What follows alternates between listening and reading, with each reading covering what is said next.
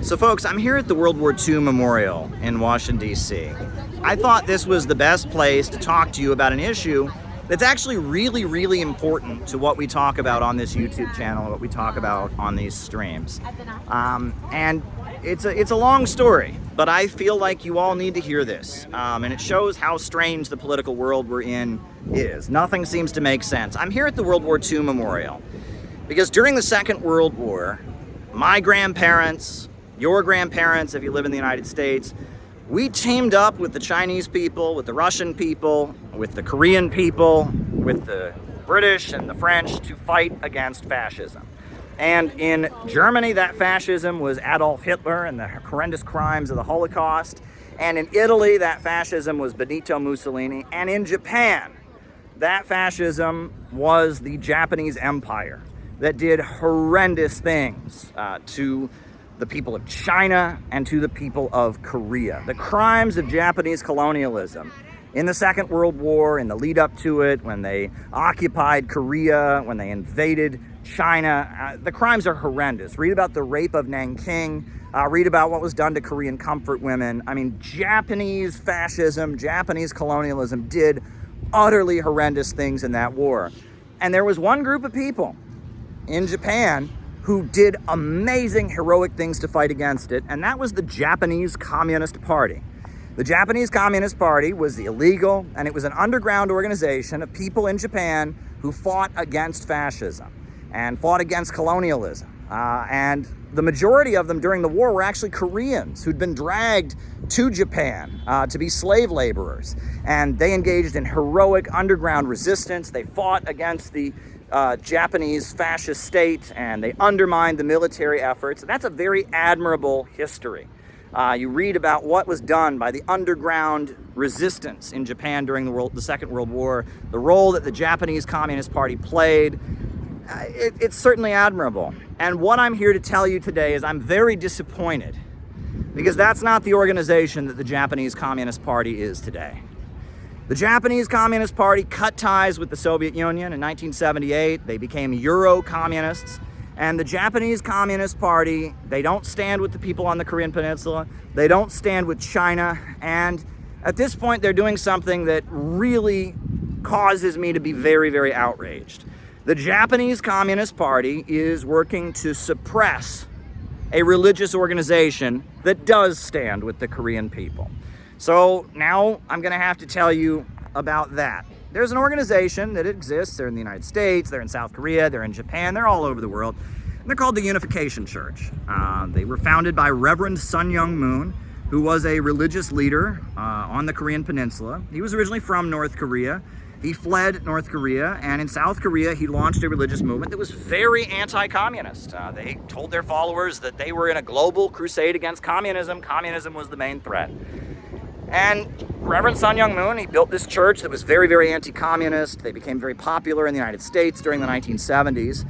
But then, after the fall of the Soviet Union, even though Reverend Sun Myung Moon had dedicated his life to opposing communism, had dedicated his life to denouncing Marxism as an atheistic and what he considered to be a satanic ideology, he went to North Korea and he forgave Kim Il-sung. He had been arrested in North Korea. He had been tortured in North Korea.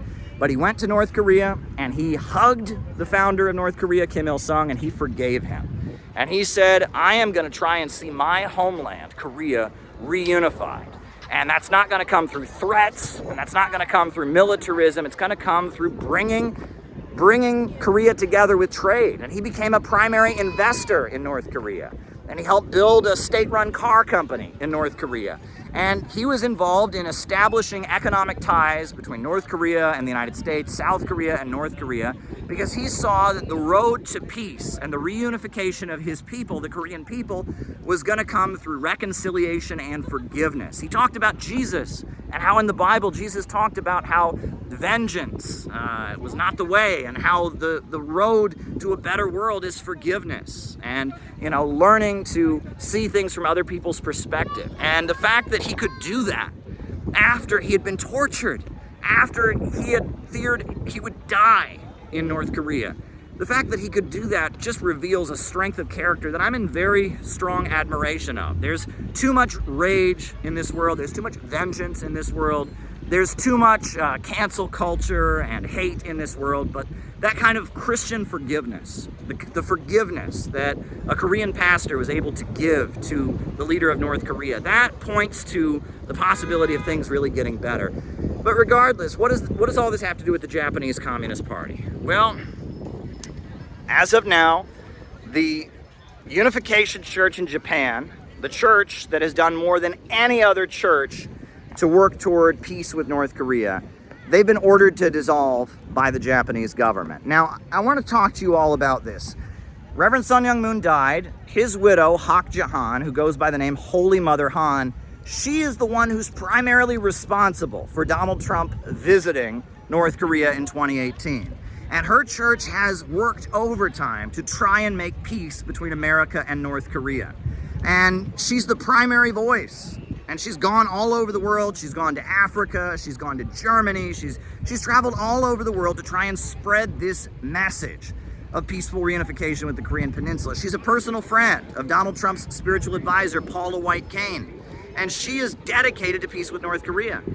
And now the Japanese government is outlawing this church. Now, whatever happened to freedom of religion, right? This church isn't accused of any crime. This church is just a church that operates in Japan, and there are questions about some of their fundraising practices, and they've admitted they made mistakes in the past with how they fundraised, and they've changed a lot over the years. It's a complicated story. You can read all about it, but regardless of what you think of them, this is outrageous. And the fact that the Japanese Communist Party is doing more than any other group in Japan to outlaw the main voice for peace with North Korea, one of the main defenders and allies of North Korea in Japan and in the United States, that's outrageous, right? The Japanese Communist Party should be standing with the Korean people. They should be the ones that are helping bring investment into North Korea. They should be the ones that are helping bring trade into North Korea. Look, I'm a white American, and I understand that because I'm a white American, I have a certain obligation to stand with black people in their struggle against colonialism and in their struggle against racism. And because of the history of Jim Crow and segregation and slavery, as a white American, it is my obligation to stand with black people against racism. So you would think the Japanese communists would understand that they have a special obligation to stand with the Korean people, to work for peace with North Korea, to help solidify and improve relations between the United States and North Korea, between South Korea and North Korea, between Japan and North Korea. But they haven't done that. In fact, they're working to outlaw a religious group that is doing that, and that's wrong. I just have to speak against that. I have to say that's wrong. It's reprehensible that the Japanese Communist Party is trying to outlaw and suppress an organization that wants to bring about peace and has worked so hard to bring about peace with North Korea. I have to call that out. Now, what I'm asking you to do, and, think about it. I urge you to just seriously consider it. I'm asking you to sign a petition for religious freedom in Japan. Now, I know a lot of people, have a lot of strong opinions about the Unification Church. A lot of people have, and I'm not asking you to like the Unification Church. I'm not asking you to support Reverend Sun Myung Moon or embrace many of the things that he's said and done over the years. I'm telling you that this is an organization that has worked for peace with North Korea that is being outlawed right now. And if they can do this to them, they can do it to anyone else. This organization has never been charged with any crime, and they are being outlawed by the Japanese government because they advocate peaceful reunification of the Korean Peninsula. And if they can do it to them, they can do it to anybody. So I'm asking you to take this time to sign this petition. Prevent the Unification Church from being outlawed in Japan. Stick up for religious freedom in Japan. The people of Japan have the right to pick their own religion. The Unification Church has not been charged with any crime. Look, we all know about some very prominent churches in this world that have had child molesting scandals, that have, committed very serious crimes, and a lot of them are still operating in Japan. Well, the Unification Church, because there's some questions about their fundraising, because there's been a demonization campaign against them in Japanese media since the assassination of Shinzo Abe, now they are being forcibly dissolved by the Japanese government, and that's wrong. And if they can do it to them, they can do it to anybody. Advocating peace is not a crime.